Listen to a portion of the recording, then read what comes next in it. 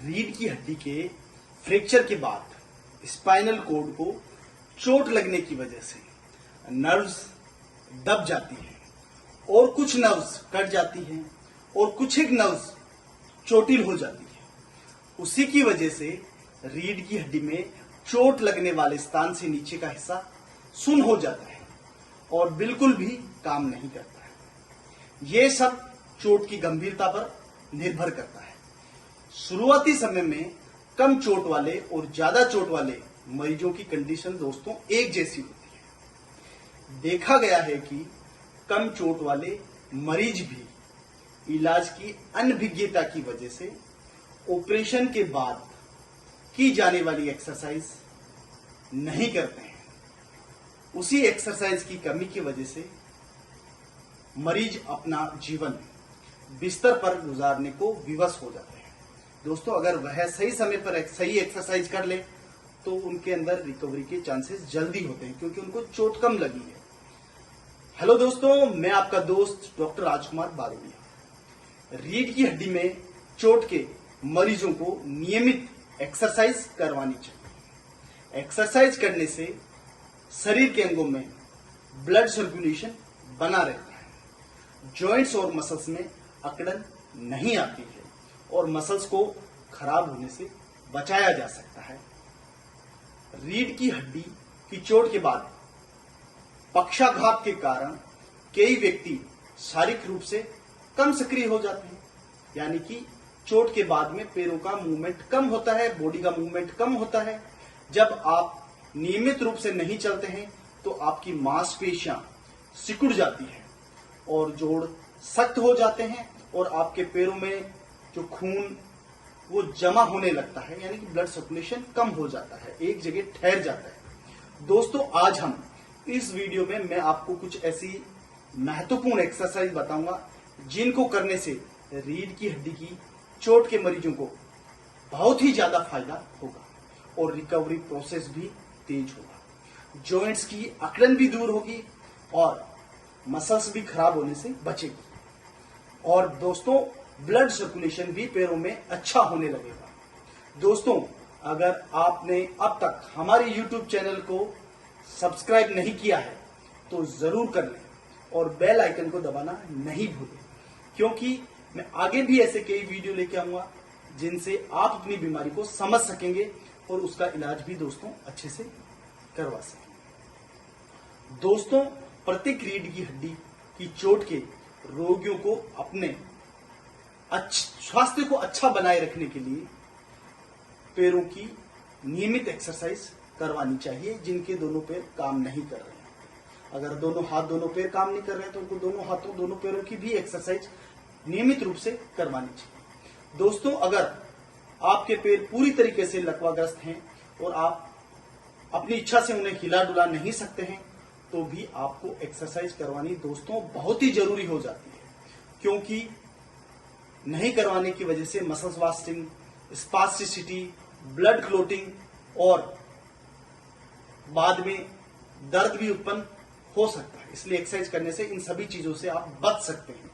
दोस्तों, वीडियो पूरा देखें, आपकी जानकारी आपके परिवार व रिश्तेदारों के लिए बहुत ही फायदेमंद साबित होगी। दोस्तों, एक्सरसाइज अलग अलग कंडीशन के लिए अलग अलग तरह की होती है। जैसे कि शुरुआती एक्सरसाइज होती है passive range of motion exercise, फिर इंप्रूवमेंट होता है तो होती है active range of motion exercise, फिर stretching exercise, straining exercise, neuromuscular facilitation, proper positioning, gait training, इस प्रकार की बहुत सारी एक्सरसाइज समय के साथ बदलती रहती है। दोस्तों, अब मैं आपको कुछ ऐसी महत्वपूर्ण एक्सरसाइज बताने जा रहा हूं जो कि शुरुआती समय में जब मरीज के पैर बिल्कुल भी काम नहीं कर रहे होते हैं उस समय की जाने वाली passive range of motion exercise के बारे में, और इस एक्सरसाइज को मरीज के तैयार होने के बाद जब उसका मूवमेंट आ जाता है उसके बाद में भी रेगुलर करवाई जा सकती है। दोस्तों, एक्सरसाइज हमेशा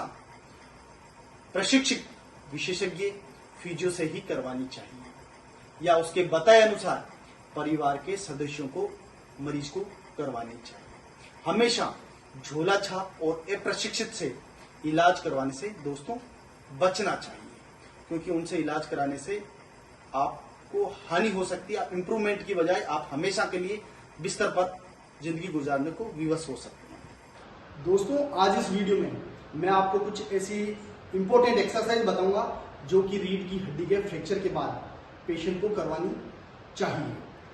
ऐसे तो बहुत सारी एक्सरसाइज है जो कि रीढ़ की हड्डी के फ्रैक्चर के बाद पेशेंटों को करवाई जाती है। तो दोस्तों, आप हमारे चैनल को सब्सक्राइब करें। मैं आपको ऐसी बहुत सारी एक्सरसाइज बताऊंगा जिनको करने से आपका जो पेशेंट है उसके अंदर रिकवरी होगी। दोस्तों, सबसे जरूरी जो एक्सरसाइज है रीढ़ की हड्डी के फ्रैक्चर के बाद पेशेंट को कराने वाली, वह है range of motion exercise. Range of motion exercise का जो मकसद होता है वह है कि जॉइंट के अंदर स्टिफनेस, अकड़न न आए और प्रत्येक जॉइंट की जो मसल्स हैं वह अपनी स्थिति में बरकरार है। अगर आप एक्सरसाइज नहीं करोगे, जॉइंट का मूवमेंट नहीं होगा, तो हड्डियां बढ़ने लग जाती है। जॉइंट का जो मूवमेंट है वह बंद हो जाता है हड्डी के बढ़ने की वजह से। जॉइंट में स्टिफनेस उत्पन्न हो जाती है और जॉइंट के जो चारों ओर मसल्स और लिगामेंट होते हैं उनमें अकड़न पैदा हो जाती है। तो दोस्तों, मैं आज आपको कुछ ऐसी एक्सरसाइज बताने जा रहा हूं, रेंज ऑफ मोशन एक्सरसाइज, जो आपको रीढ़ की हड्डी के फ्रैक्चर के बाद पेशेंटों को करवानी चाहिए। दोस्तों, सबसे पहली एक्सरसाइज जो करवानी है वह है हिप जॉइंट। हम चालू करते हैं बॉडी के पास के जो जॉइंट होता है, उस जॉइंट से हमें एक्सरसाइज चालू करनी होती है। सबसे पहले हम लेंगे हिप जॉइंट। हिप जॉइंट की एक्सरसाइज हम करेंगे। दोस्तों, सबसे पहले आपको क्या करना है कि पेशेंट का घुटना और एडी के पास से आपको पकड़ना है। पकड़ के आपको क्या करना है, ऊपर की तरफ पूरा ले जाना है, ले जाके 10 तक गिनना है।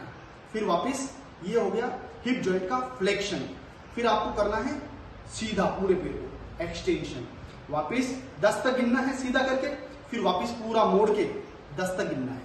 दोस्तों, इस एक्सरसाइज को आपको 20-20 बार दिन में 3 बार करना है। इस एक्सरसाइज को करने से हिप जॉइंट की जो मसल्स हैं, जो फ्लेक्शन और एक्सटेंशन का मूवमेंट करती है,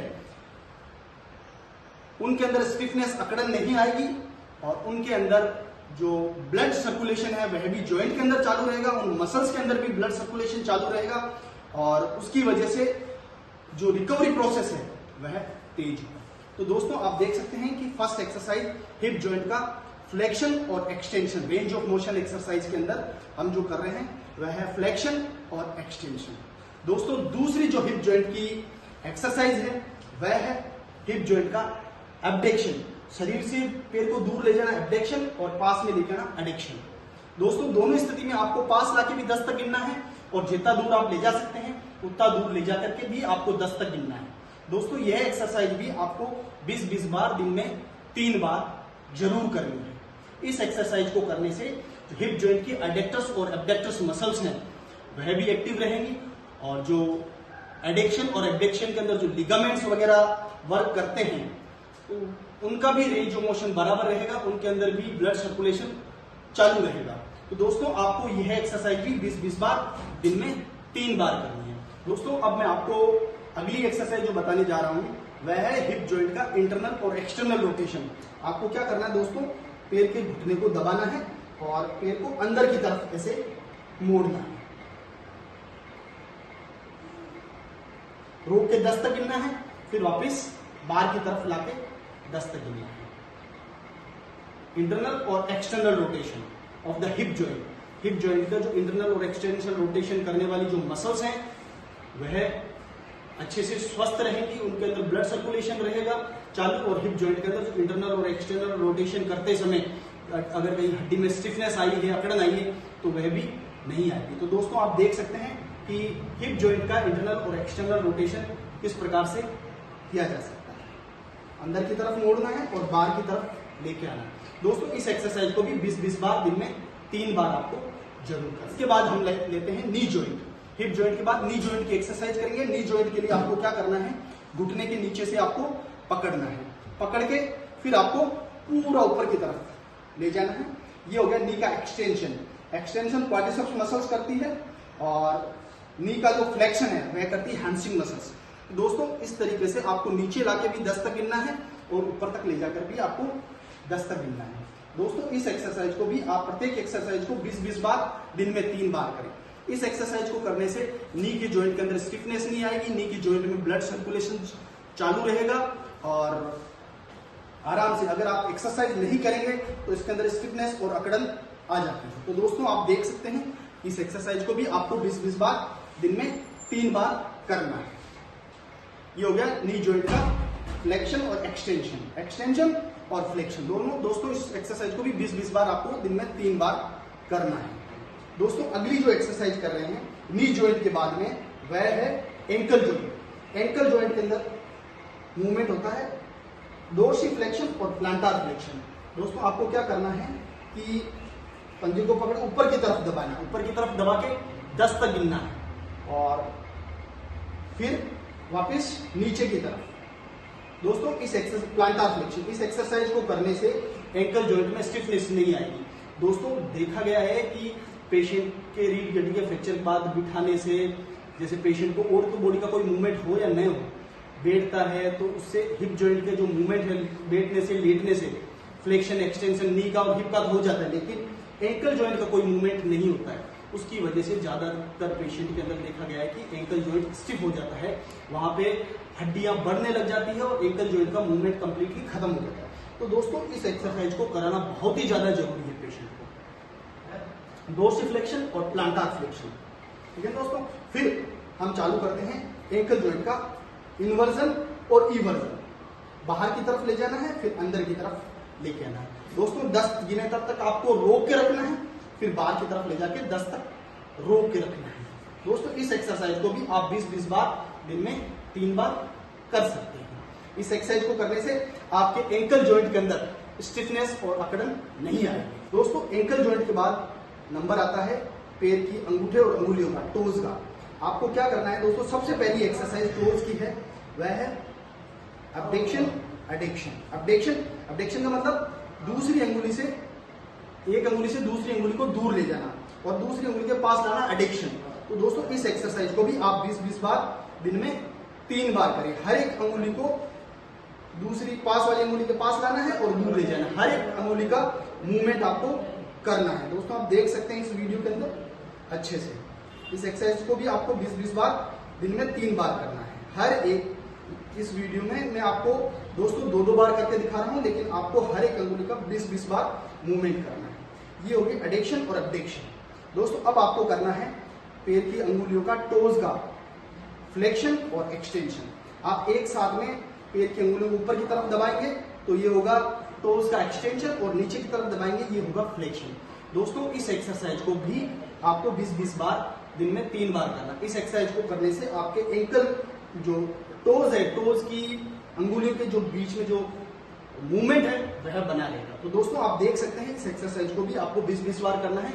अगर इन एक्सरसाइज में से किसी भी एक्सरसाइज की अगर आप कमी रखते हैं तो दोस्तों आपके जॉइंट के अंदर स्टिफनेस, उन मसल्स के अंदर ब्लड सर्कुलेशन अच्छे से नहीं होगा और जॉइंट के अंदर स्टिफनेस आएगी। तो दोस्तों इन सभी एक्सरसाइज को आपको 20-20 बार दिन में 3 बार जरूर करना है। दोस्तों यह थी जानकारी रीढ़ की हड्डी के फ्रैक्चर के बाद दोनों पैरों में आई कमजोरी और सुन्नता से ग्रस्त मरीजों के लिए घर पर की जाने वाली शुरुआती exercise passive range of motion exercise के बारे में।